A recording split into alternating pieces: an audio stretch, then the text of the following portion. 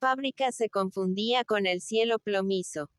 A la entrada de la ría, el alto puente de Vizcaya marcábase como un arco triunfal de negro encaje. La cantina ocupaba el piso bajo, amontonándose en ella los más diversos objetos y comestibles, unos en estantes y tras sucios cristales, otros pendientes del techo. Allí estaban almacenados todos los víveres, por cuya conquista dejaban los hombres pedazos de su vida en el fondo de las canteras. Aresti conocía aquella alimentación. Alubias y patatas con un poco de tocino. El arroz, solo era buscado cuando la patata resultaba cara. Además, colgaban del techo bacalao y trozos de tasajo americano entre grandes manojos de cebollas y ajos. El pan se amontonaba detrás del mostrador, al amparo de los dueños, como si estos temiesen los hurtos de los parroquianos o una súbita acometida de los hambrientos que pululaban afuera.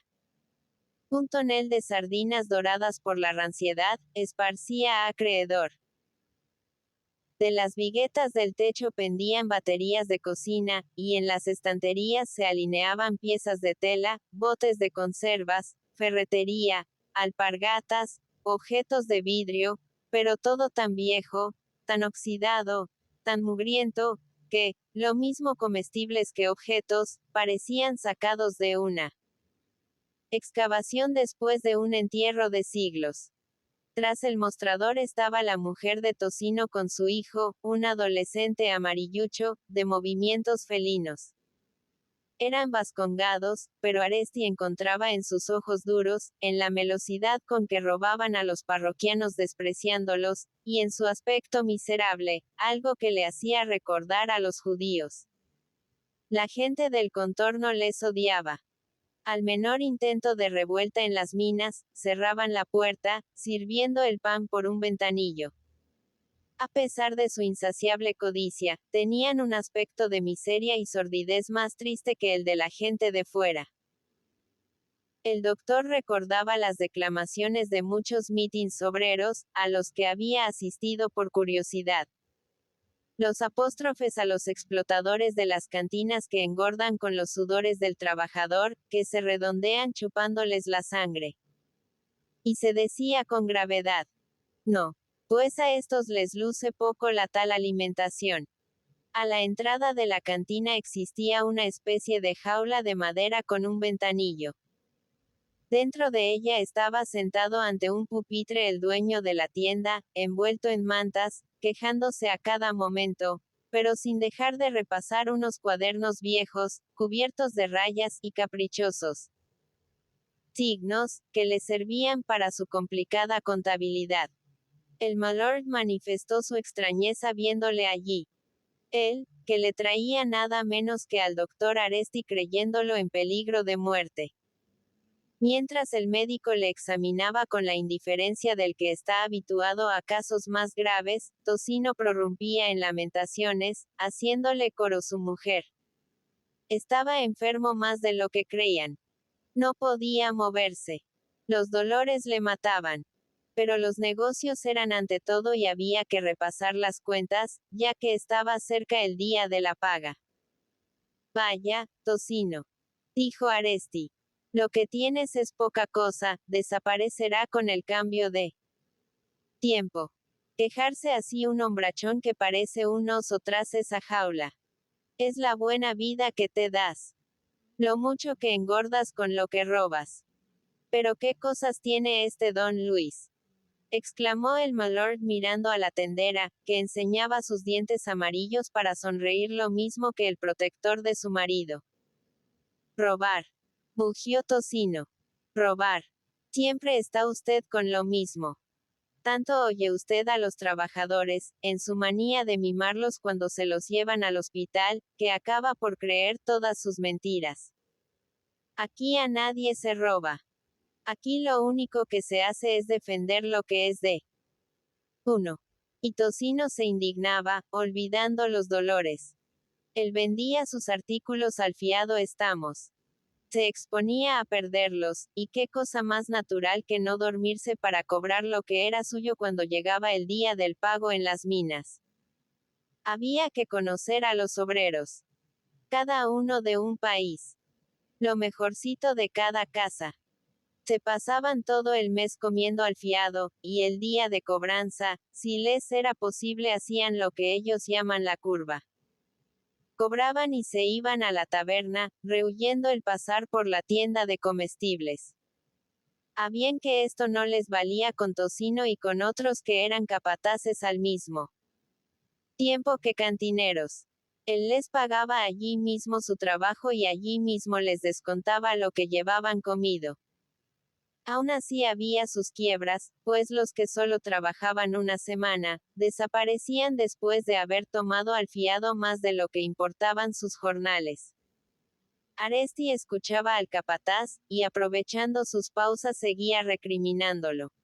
Tocino, tú eres un ladrón que vendes a los obreros los artículos averiados que no quieren en Bilbao, y los haces pagar más caros que en la villa. Esas son mentiras que sueltan los socialistas en sus metinges. Gritó el capataz, enrojeciendo de indignación con el recuerdo de lo que decían los obreros en sus reuniones. Tocino, tú abusas de la miseria. Los pobres peones no tienen libertad para comprar el pan que comen. Al que no viene a tu tienda le quitas el trabajo en la cantera. Los amigos son para ayudarse unos a otros.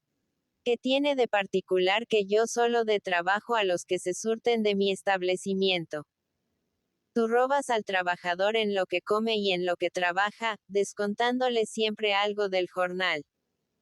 Tu amo y protector te ayuda a mantener esta esclavitud, no pagando al obrero semanalmente, como se hace en todas partes, sino por meses, para que así tenga que vivir a crédito y se vea obligado a comer lo que queréis darle y al precio que mejor os parece. Vaya. Ahora me toca a mí, dijo riendo el malord. Pero este don Luis es peor que los predicadores de blusa que vienen a echar soflamas en el frontón de Gallarta. Suerte que no le da a usted por hablar en público. Malord. A todos vosotros no os parece bastante el enriqueceros rápidamente con el hierro y aún arañáis algunos céntimos en el jornal y el estómago del brasero. Las cantinas obligatorias son vuestras y de los capataces. Vais a medias. De día explotáis los brazos y de noche los estómagos. Hacéis mal, muy mal. Hasta ahora os salva la gran masa de peones forasteros que vienen a rabiar y a ahorrar durante algunos meses, pasando por todo, pues su deseo es irse. Pero cada vez se quedan más en el país y ya veréis la que se arma cuando esta gente, viviendo siempre aquí, acabe por conoceros. El doctor cortó la conversación recordando su viaje a Bilbao, y salió de la cantina después de hacer varias recomendaciones para la curación de Tocino. La mujer y el hijo sonreían servilmente, pero con una expresión hostil en la mirada. Gravemente ofendidos por la franqueza del doctor. El contratista siguió adelante, hacia su mina, y Aresti descendió a la barca pensando en la miseria del rebaño humano esparcido por la montaña. Varias veces había intentado rebelarse, y los resultados de su protesta, de las huelgas ruidosas, terminadas, en más de una ocasión, con sangre, no le habían hecho mejorar gran cosa. Únicamente el respeto a la vida humana era mayor que en los primeros años de explotación. Aresti recordaba su llegada a las minas, cuando se vivía en ellas casi con las armas en la mano, como en Alaska o en los primitivos placeres de California. Ya no quedaban forajidos en las canteras que, con el vergajo en la mano, apaleasen en nombre del amo a los trabajadores rebeldes. Ya no existía la tarifa de la carne humana, cotizándose las desgracias, 20 duros por un brazo, 40 por las dos piernas. Se asociaban los trabajadores establecidos en el país, creaban núcleos de resistencia, inspiraban cierto temor a los explotadores, logrando con esto que sus penalidades fuesen menos duras. pero aún faltaba la cohesión entre ellos, a causa del vaivén de la población minera, de aquel oleaje de hombres que se presentaba engrosado al comenzar el invierno y el hambre en las míseras comarcas del interior y se retiraba al llegar el buen tiempo con sus cosechas. Los gallegos huían a su tierra, así que se iniciaba una huelga y aparecía en las minas la Guardia Civil. Habían venido a ganar dinero y evitaban los conflictos pasando por toda clase de explotaciones y abusos. Los castellanos y leoneses miraban con los brazos cruzados los esfuerzos de los compañeros establecidos en el país, pensando con el duro egoísmo de la gente rural, que en nada les importaba cambiar la suerte del trabajador, ya que ellos al fin habían de volver a sus tierras. Los labriegos convertidos en mineros eran el contrapeso inerte, incapaz de voluntad, que imposibilitaba la ascensión de los que vivían en el país. La cantera era el peor enemigo del obrero rebelde. En las minas de galerías subterráneas, con sus peligros que exigen cierta maestría, el personal no era fácil de sustituir. Necesitaba cierto aprendizaje. Pero en las pródigas encartaciones el hierro forma montañas enteras. La explotación es a cielo abierto. Solo se necesita hacer saltar la piedra, recogerla y trasladarla, cavar, romper como en la tierra del campo, y el bracero, empujado por el hambre, llegaba continuamente en grandes bandas a sustituir sin esfuerzo alguno a todo el que abandonaba su puesto protestando contra el abuso. Mientras no cesase la inmigración, cortándose la corriente continua de hombres, mientras no se estancara la población obrera de las encartaciones, era difícil que el trabajo conquistase todos sus derechos. Aresti, con el deseo de no sufrir nuevos retrasos, redobló el paso al entrar en la barga, caminando con la cabeza baja para no oír los llamamientos de las mujeres. Un hombre se le puso delante. Don Luis, un momento. Era el Barbas, que había abandonado su inmovilidad de faquir para detener al doctor. ¿Qué hay, compañero?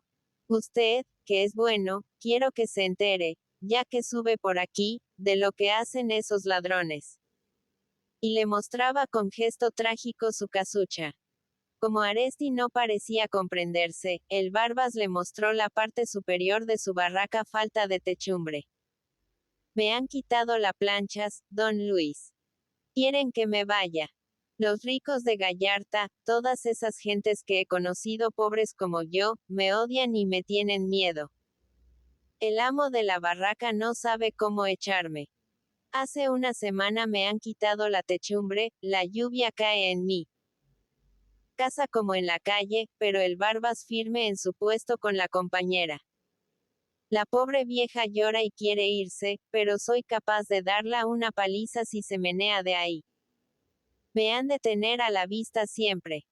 Hay para ratos y piensan librarse de mí. Ahora, don Luis, han discurrido algo mejor. Quieren quitarme el suelo así como me han robado el techo. Piensan excavar la roca hasta que la casa se quede en el aire, sobre sus estacas, para ver si así me voy. Pues no me iré. El Barbas, en su sitio, para que todos le oigan, para echarles en cara sus robos. Ni trabajo, ni me voy. Espero, sabe usted. Espero que llegue la gorda. Espero el día en que toda la montaña baje al llano y yo pueda quitarles el techo y el piso a todos los chalets que se han hecho esos pintureros, esos piojos resucitados que la echan de señores a costa de los pobres. Y el Barbas acompañó un buen trecho al doctor, mugiendo sus maldiciones y amenazas contra los contratistas que eran sus enemigos más inmediatos y contra los ricos de Bilbao siempre invisibles, divinidades maléficas que hacían sentir la fuerza de su poder en la montaña, sin mostrarse más que por la mediación de administradores y capataces, si explotaban la mina directamente, o de contratistas si creían más ventajoso para ellos ajustar el arranque del mineral. Cerca ya de Gallarta, al quedar solo el doctor, vio venir hacia él un hombre montado en una burra blanca, tan grande y tan fuerte que casi parecía una mulilla. Por la cabalgadura conoció Aresti desde muy lejos a don Facundo, el cura párroco de Gallarta. Hacía 10 años que había sido trasladado al distrito minero desde un pueblecillo de Álava, y afirmaba que la mejor tierra del mundo era la de las Encartaciones. Paz, mucha paz. Para todos hay vida en el mundo.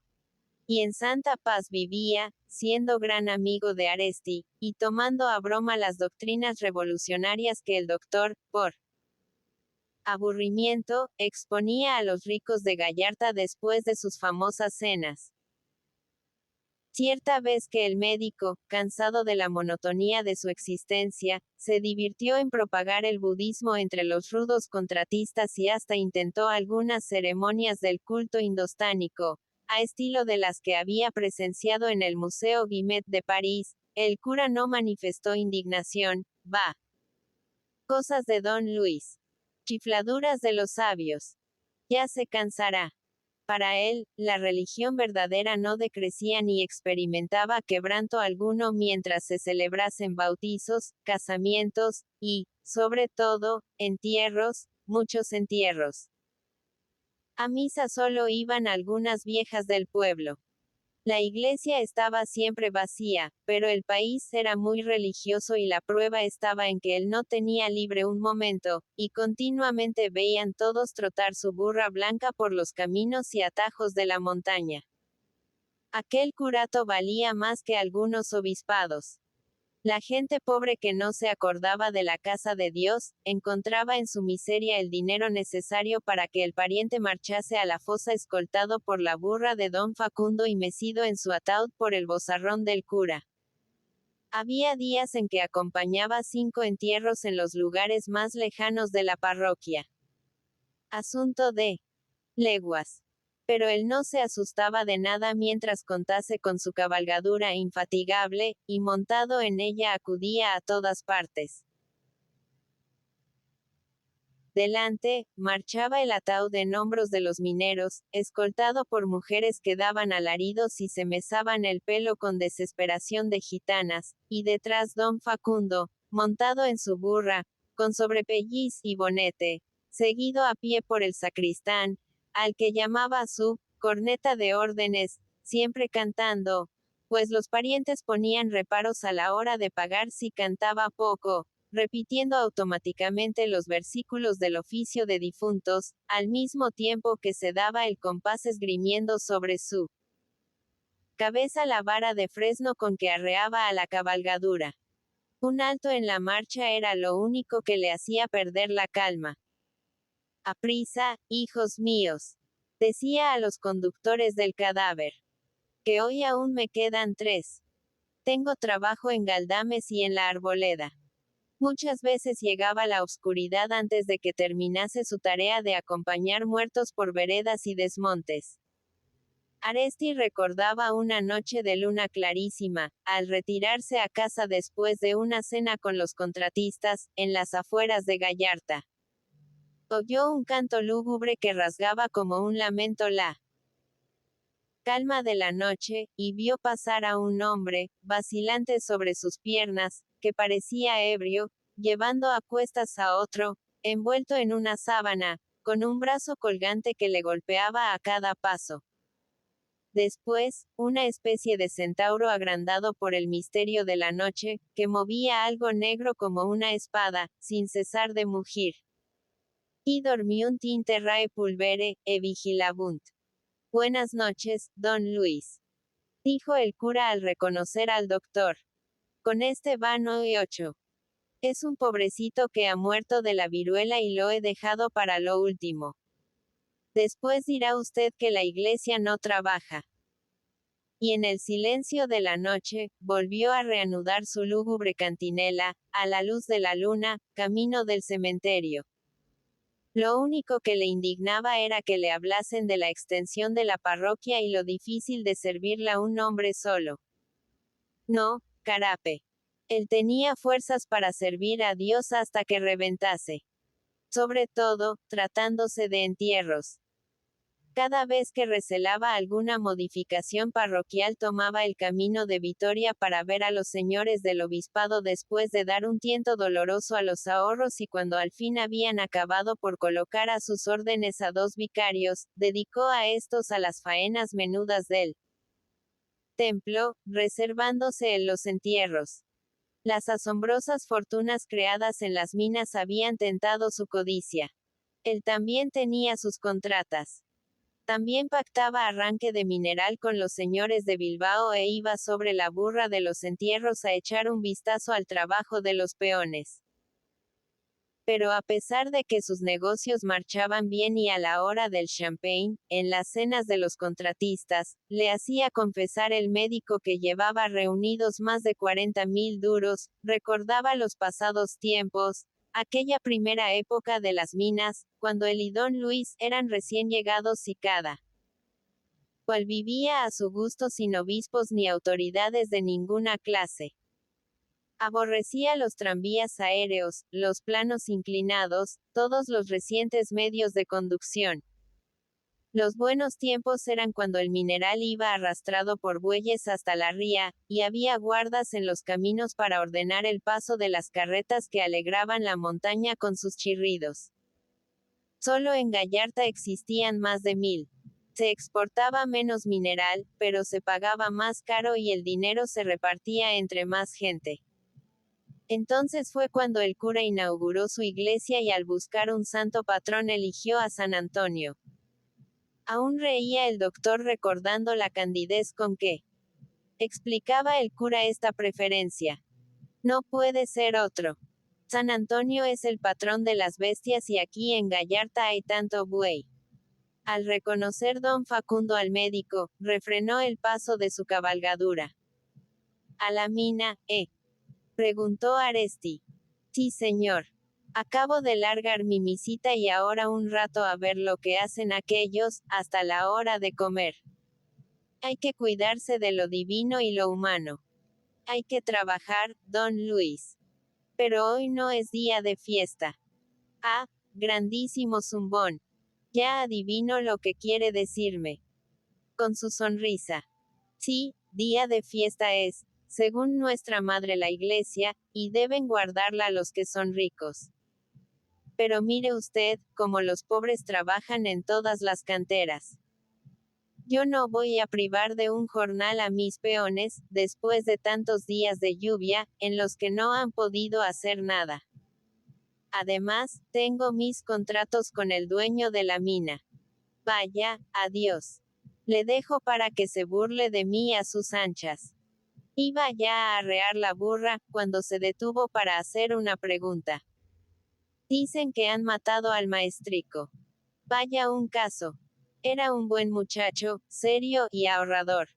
Este es el mundo. A la tarde entierro. Arre burra. Y se alejó con alegre cantoneo, gozoso por la seguridad de que había caído trabajo. Cuando el doctor fue a entrar en su casa todavía se vio detenido por un hombre que le esperaba sentado junto a la puerta. La vieja Catalina le llamaba furiosa desde adentro. Que está frío el desayuno. Que no cogerá usted el tren. Ya le he dicho a ese condenado que su primo le espera y no está usted para canciones. Pero Aresti no la hizo caso y se dejó abordar por aquel hombre, diciéndose mentalmente. ¡Qué magnífico animal! Tembló por su mano, cuando se la agarró el gigantón con una de sus garras de dedos callosos y gruesos.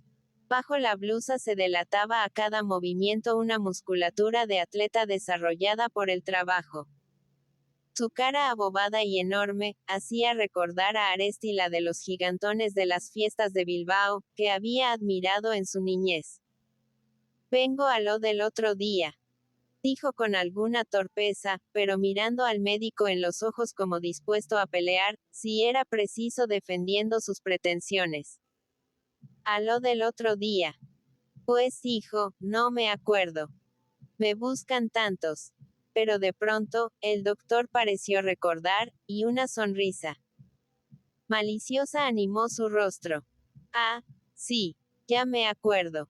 ¿Quién es a lo del practicante? Tú eres el marido de esa. ¿Quién y qué? Quiero que usted arregle eso, don Luis. Continuó el gigantón con energía. O lo arregla usted que es tan bueno o doy el gran escándalo. Ya le dije cómo los pillé en mi casa el domingo pasado. Tengo testigos. Los llevaré al juzgado, y si él no se pone en razón y hace lo que le corresponde, irá a un presidio y ella a la galera. Sí, hombre, sí, dijo Aresti. Recuerdo tu asunto. Me gusta verte más tranquilo que el otro día. Pero ¿qué voy a hacer yo? Arreglarlo, señor doctor. Que ese sinvergüenza sufra castigo. Va a ser el de mejor pasta que otros. Al juzgado iré con él. Pero pides demasiado, hijo mío. Ya recuerdo lo que exiges. 20 duros. Pero si el pobre enfermero es un muchacho que apenas gana eso en el hospital. Sí es más pobre que tú. Bueno, dijo el gigantón con aspecto indeciso, rascándose la cabeza por debajo de la boina. Pues que sean 15. O que sean 12, ya que usted se empeña. Pero de ahí no bajo nada. No me conformo con menos de 12 o daré el escándalo. En usted confío, doctor. Ya le quisiera yo ver con una perra como la mía. Sabría lo que es bueno. ¿Qué he de hacer? Ir a presidio y que se mueran de hambre mis pequeños. Que paguen, ya que quieren hacer el guapo. Y se alejó, después de recomendar varias veces al médico, con tono suplicante, que no olvidase su asunto. Aresti, mientras despachaba el desayuno y vestía sus ropas de fiesta, colocadas sobre la cama por Catalina, pensaba en la extraña psicología de una gran parte de las gentes de las minas. De jóvenes se mataban por la mujer soltera. Bailaban con el cuchillo oculto en la faja, dispuestos a disputarse la hembra a puñaladas. Asesinaban al rival, como al infeliz maestrico. Y después, de casados, satisfecho el primer ímpetu de su apetito exacerbado por la escasez de mujeres, se entregaban al trabajo que gastaba su voluntad y sus fuerzas. Olvidaban el amor hasta despreciarlo, para no pensar más que en el dinero, como si los envenenase el viento de fortunas rápidas y milagrosos encumbramientos que parecía soplar sobre las minas. Se exterminaban por una cuestión de jornales o de comestibles, y al encontrarse frente a frente con el adulterio, torcían el gesto como ante una contrariedad vulgar y hasta algunos procuraban extraer de su desgracia cierto provecho. Más de 6 meses iban transcurridos, sin que el doctor Aresti bajara a Bilbao. Por esto, al pasar del tren de Ortuella al de Portugalete, en la estación de El Desierto, experimentó ante el magnífico panorama de la ría la misma impresión de asombro de los aldeanos que solo abandonaban sus caseríos o la anteiglesia de su vecindad, cuando un asunto importante los llamaba a la villa. El tren dejó atrás los torreones gemelos de los altos hornos de fundición. Los castillos feudales de Sánchez Morueta, según decía el doctor, que pregonaban la gloria industrial de su poderoso primo. Y después de atravesar un túnel, avanzó por la ribera cruzando los descargaderos de mineral. Eran estos a modo de baluartes que, arrancando de la montaña, llegaban hasta la ría, elevados algunos metros sobre el nivel de los campos. Los de las compañías extranjeras eran verdes, con los taludes cubiertos de musgo como los glacis de los fuertes modernos, y las pequeñas locomotoras pasaban sobre ellos ligeras y brillantes como juguetes. Los de las explotaciones del país eran de un rojo antipático, de escombros de mineral, desmoronándose con las lluvias suspendientes, revelando el espíritu de sus dueños. Incapaces de realzar con el más leve adorno los instrumentos de explotación. En la ría, junto a las grúas que funcionaban incesantemente, dormían los vapores, con el casco invisible tras la riba, mostrando por encima de ella las chimeneas y los mástiles. Subían de sus entrañas los grandes tanques de hierro cargados de hulla inglesa y, deslizándose por los rails aéreos, iban a volcar el negro mineral en las enormes montañas de las fábricas.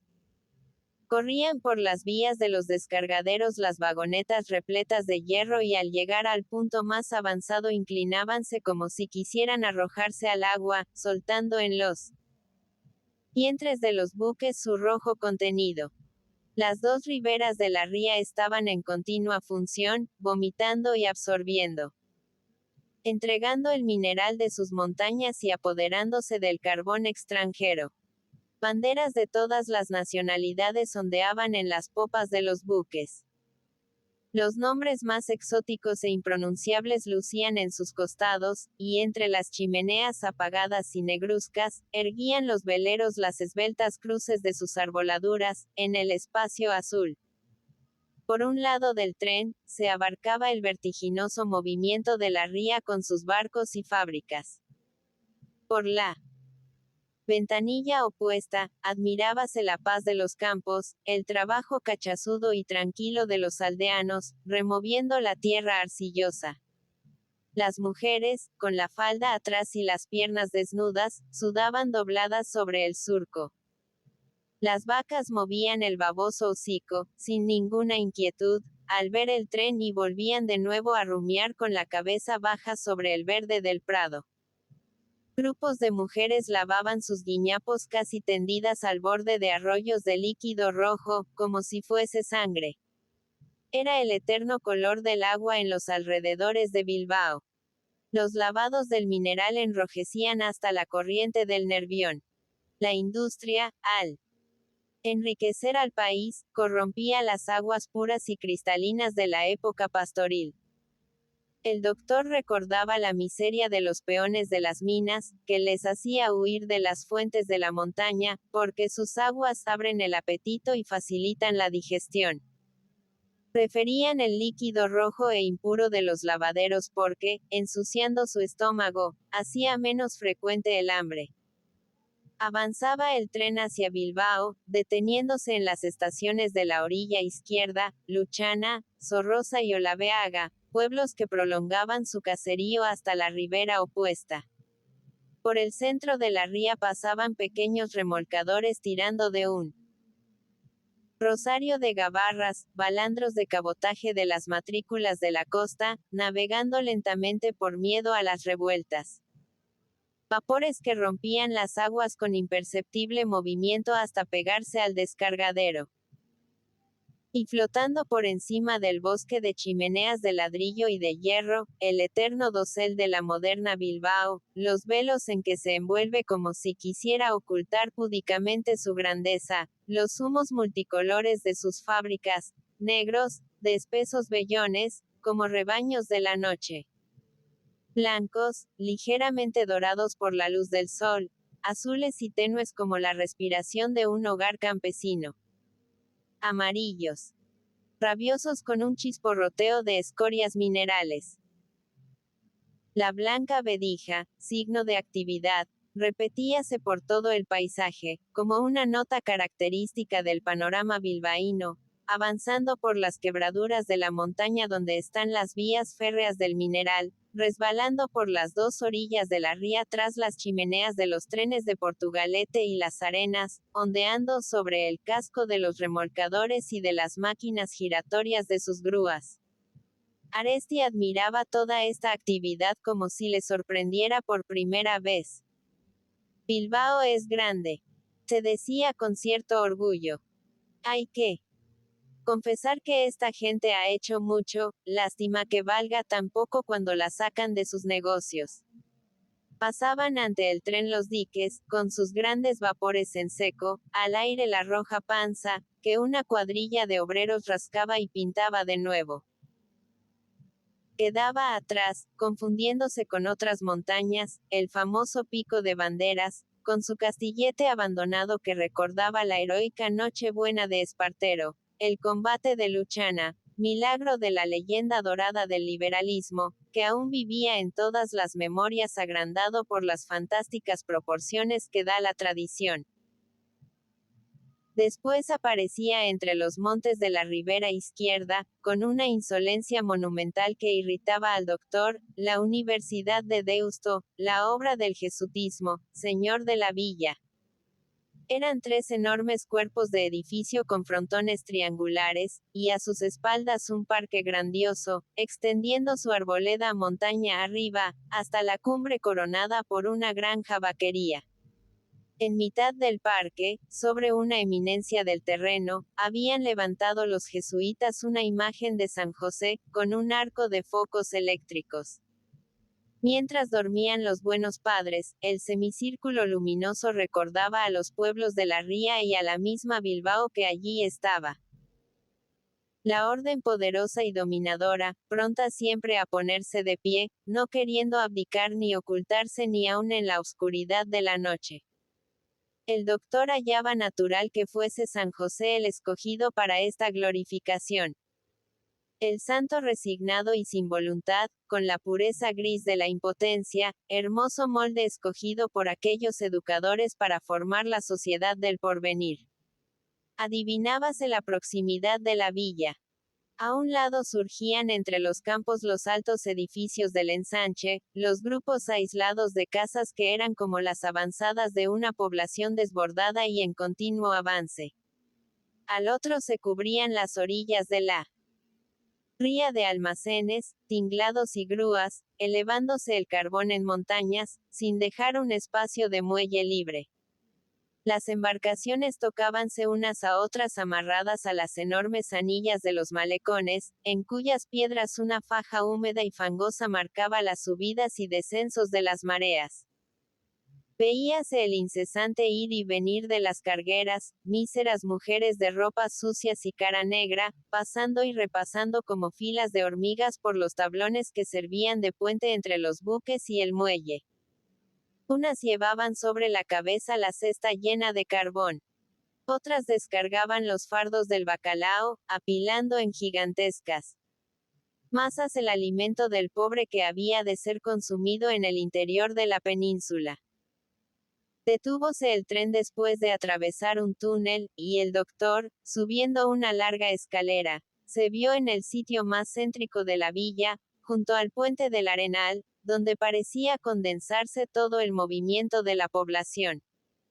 En aquel pedazo de ribera, robando a las aguas parte de su curso y hasta aprovechándose del subsuelo, la iniciativa industrial había escalonado tres grandes estaciones de ferrocarril.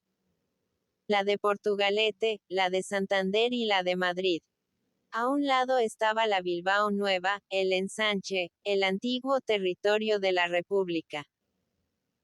De Abando, con sus calles rectas, de gran anchura y joven arbolado, sus casas de 7 pisos, y sus plazas de geométrica rigidez.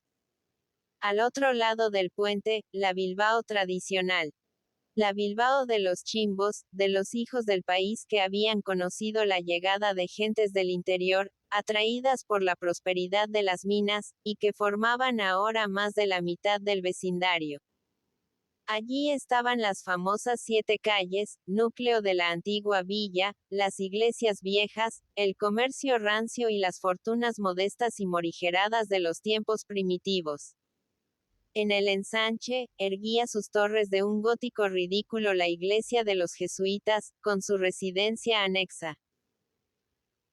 Y en torno de ella se alineaban con rigidez geométrica, los hoteles y caserones de los nuevos capitalistas, enriquecidos fabulosamente por las minas de la noche a la mañana. Aresti pasó el puente, siempre tembloroso bajo el paso de los tranvías y las carretas, y entró en el Arenal. A un lado, el Teatro Arriaga reflejaba en las aguas del Nervión su arquitectura pretenciosa cargada de cariátides y estatuas. Al otro, extendía el paseo sus filas de plátanos, por entre cuyas copas asomaban los mástiles y chimeneas de los buques atracados a la orilla. Piaban los pájaros, saltando sobre la arena de las avenidas, pero sus gritos perdíanse entre el bramido de las locomotoras, el silbido de los tranvías y el mugido de algún vapor que entraba lentamente ría arriba. Aresti dio un vistazo a la acera llamada el Boulevard, ocupada siempre por los curiosos estacionados ante los cafés. Frente al suizo, se colocaban los bolsistas, accionando en grupos, lamentándose de la decadencia de los negocios. Los pilluelos pregonaban a gritos los diarios recién llegados de Madrid.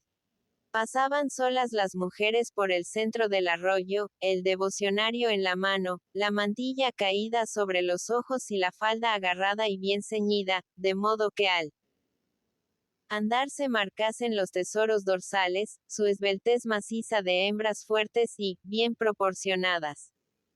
Aresti fijábase en la separación del hombre y la mujer que se notaba en las calles. Bilbao no cambiaba.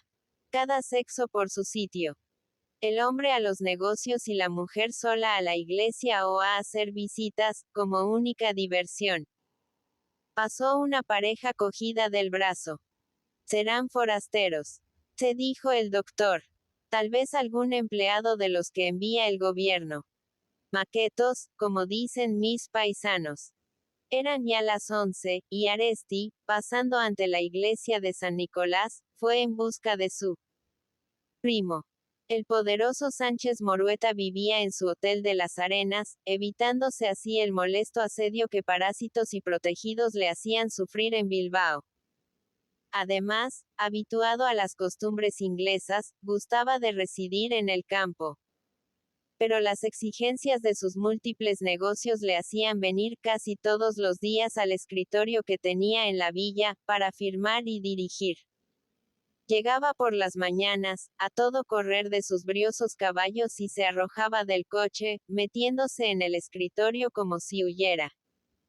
Aún así, tenía que separar muchas veces con sus fuertes puños a los que le esperaban en la puerta, para proponerle negocios disparatados o pedirle dinero.